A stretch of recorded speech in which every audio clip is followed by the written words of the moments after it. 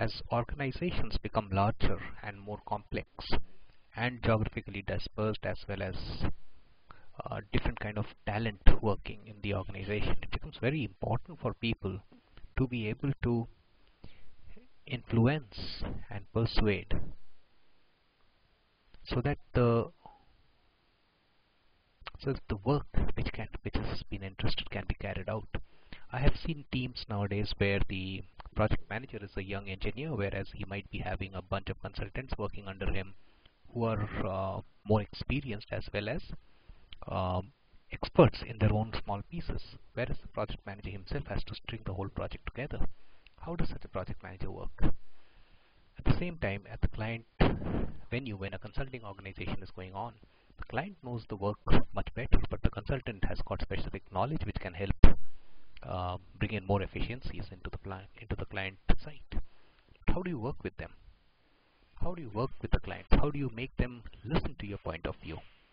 Same is the challenge. So whether it's a project manager, whether it's a consultant, whether it's for that matter, even the CEO of a company, today he cannot impose his views. He has to work with the functional heads and his geographical heads to deploy a strategy. So how can he do that? So what's happening is that the role of influencing and persuading is so critical, so that you get the right amount of talent to focus on the right things, so that they can contribute meaningfully to the organization's perspectives. However, when I started work on this particular topic, I saw that this one simple topic is broken up into multiple layers. First thing, this has got three big pieces. The first piece here is people. Whenever we are talking of influencing and persuading, we are talking of people. Now, whether it's the deployment of a software application or it is making a strategy work, everywhere you've got people to work with. And those people, to get their talent and to get their minds to your objective or to the company's objective, it's important that they be willing to work and contribute in your initiative or the company's initiative. And for that, they need to be influenced and persuaded. They cannot be told to do something without any logic or rationale. Now, when we're looking at people, there are two ways to look at it, two aspects, two sides to look at it. The first side is self, and the other side is others. So it's important, as we know the classical iceberg model, every individual is a combination of a lot of layers. While the external is the behavior which is seen, there's a lot of motives and beliefs which is underlying, which is below the surface of the water, which is much more than what we actually get to see. So it's important that the person who's trying to sell his idea or to persuade his team understand that it's not only about the others, it's also about self. What do I believe in? Whatever I believe in, do others view it like this? My behavior model can be like this, but is my team's behavior model like this? Do others think that I am trying to take a mileage out of it and therefore they will not contribute?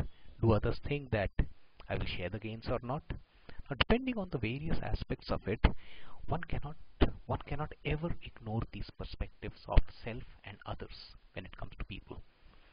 So first and foremost, have a very clear perspective towards work, so that people can trust you. If people don't trust you, they will not bring in their best. They might comply with what you want to do, but they will not deliver their best and optimal performance towards the organization. The second part of this whole thing is what I call as perspectives or situation analysis.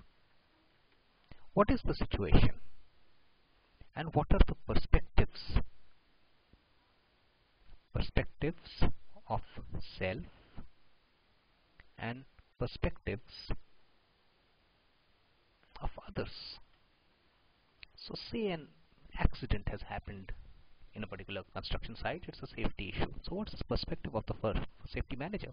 What's the perspective of the maintenance manager? What's the perspective of the production manager? What's the perspective of the unit as such? What were they trying to drive? So different people have different perspectives. The important thing is that how can someone, given that there are these differing perspectives, still build a consensus which does not dilute the desired outcome? Now, I have seen several cases where the consensus is built, but the quality of thought in the consensus is so poor that it's no point for the organization walking on that direction. It is just a waste of resources in that case, and what we call as Abelin's paradox scenario. It's important that whenever there is a situation, understand the perspective of self, understand the perspectives of various others. Others is not one category. There might be different people in that others. And then try to evolve what can be the consensus. And therefore, what can be the solution?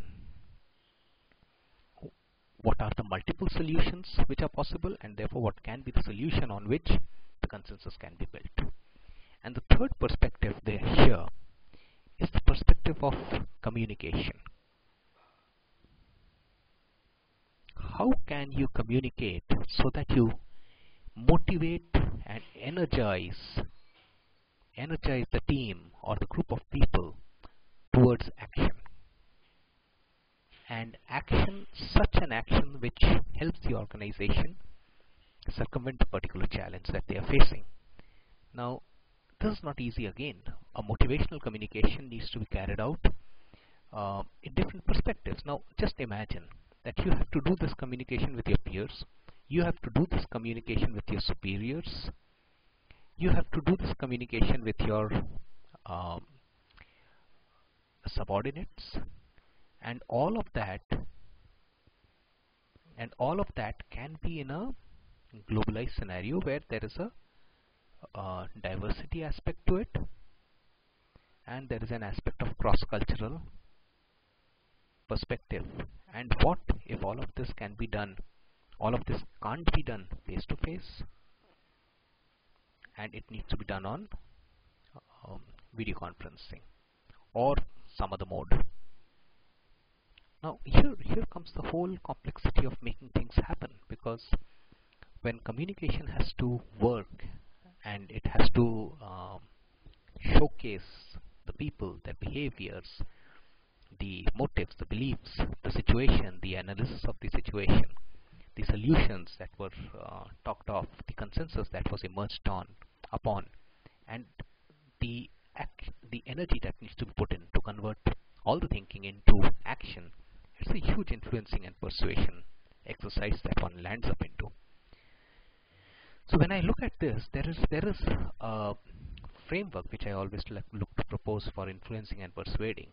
And what a person must do is that, the first thing is that understand the people. Given scenario, understand the people and their perspectives. Next is understand the situation. The third is understand the solution. Create the solution, brainstorm, create jointly so that everyone has got a buy-in. And also understand that the solution should not be one which is of a poor quality. And next is the communication. Now, it should be such that all of these perspectives are taken care of. Now, yes, it doesn't happen as if one has designed a solution, has done all of this, and it goes right. So there has to be a feedback loop. Therefore, all of these perspectives are constantly changing, and all these are taken into cognizance while the work is happening. Now, when does this model fail? This model fails under two scenarios. Number one, when there is not enough trust. If there isn't enough trust between people, one cannot use influencing and persuading, and therefore obviously there will be a collapse of the whole framework and the model and the organization as such. The second is a compromise.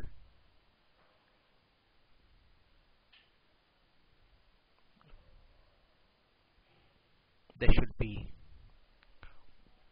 no breach of trust trust and there should be no compromise. When there's no breach of trust and when there's no compromise, that's when you'll have a leader, irrespective of the whether he is at what level. You'll have a leader who will be able to showcase the way, and you'll see people who are willing to follow that direction and agree to it.